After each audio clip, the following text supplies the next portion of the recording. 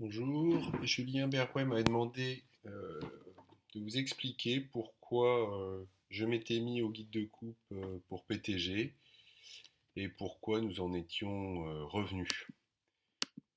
J'ai des déclarations d'intérêt, mais pas de conflit d'intérêt pour cette présentation, ce sera même plutôt l'inverse. L'idée est la suivante, nous avons utilisé des guides de coupe pour la planification des PTG, il s'agissait des guides de coupe visionnaires de la société Smith Nephew entre 2010 et 2013. Je m'y étais intéressé parce que j'avais vu leur création lorsque j'étais en mobilité à San Francisco et que je trouvais ça une idée intéressante d'arriver à matérialiser une planification tridimensionnelle. Et nous avions rapporté notre expérience, il s'agissait de la thèse d'Adi Moubarak que nous avons publiée en 2013, je crois.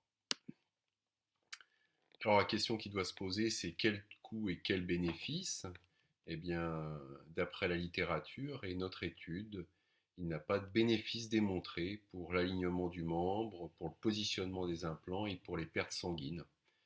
Il y a certes un gain en temps opératoire, mais il reste modeste dans notre expérience et dans la littérature, puisque c'est aux alentours de 30 minutes, alors même qu'il y a un surcoût en termes d'imagerie, en termes de temps médical, en termes de guide spécifique. Alors pourquoi cet attrait?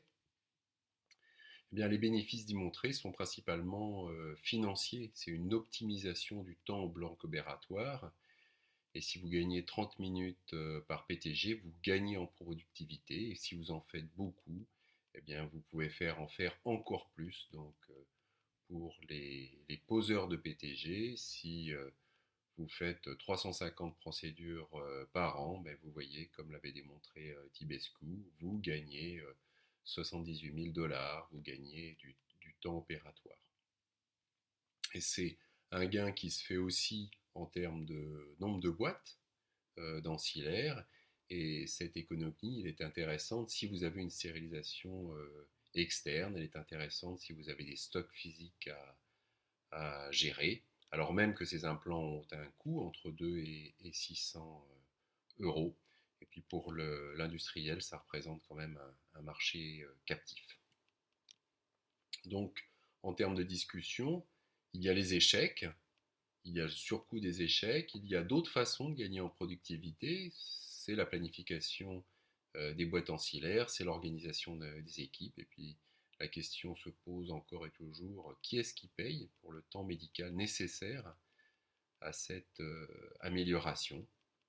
Et donc en conclusion, le paramètre de choix, c'est un paramètre presque statistique en fonction du coût, de l'économie, du pourcentage d'échec, de l'investissement.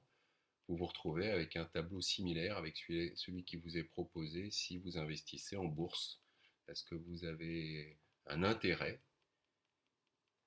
Et donc, à qui profite le PSI, le PSI? Eh bien, clairement, il me semblait que c'était au moins pour les PTG, ni aux patients, ni à moi-même. Donc, nous avons arrêté d'utiliser ces guides de coupe.